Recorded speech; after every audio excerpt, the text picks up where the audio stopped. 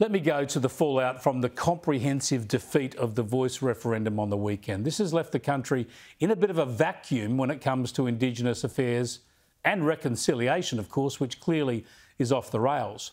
For instance, the opposition is now attacking the government for not supporting its repeated call for a royal commission into child sex abuse in Indigenous communities. Labor, the Greens, Senator David Pocock have denied our attempts before.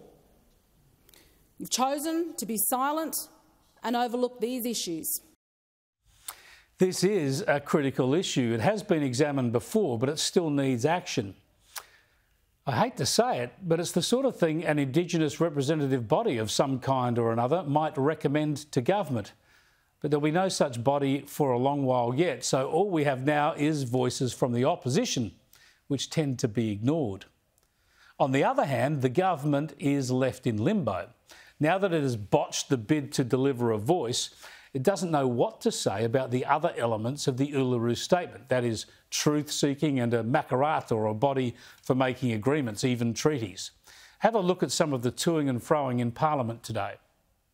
Is it the Prime Minister's position that he doesn't know if he personally supports Makarrata Treaty and truth-telling until he speaks with the referendum working group? And what we have campaigned for, I said very clearly, was to listen to First Australians about matters that affect them. Is the minister still committed to treaty and truth-telling? We respect the result and accept the decision of the Australian people. Yeah, this is difficult for Labor, and it's also tricky for the coalition. What they seem to be pushing for now is a total rejection of the Uluru Statement from the heart, a complete repudiation of Indigenous aspiration. This could get very ugly. What Anthony Albanese needs to do, at the very least, is form a bipartisan committee to deal with these Indigenous affairs issues. The sort of committee he was going to set up to oversee the Voice, he now needs it to deal with these issues. And yes, it'll have to talk to Indigenous leaders, but just how he'll choose them is anyone's guess, because the whole point of the Voice was that for the first time, Indigenous people were going to choose their own representatives. As I said on Saturday night, the referendum is dead. The constitutionally enshrined Voice is kaput.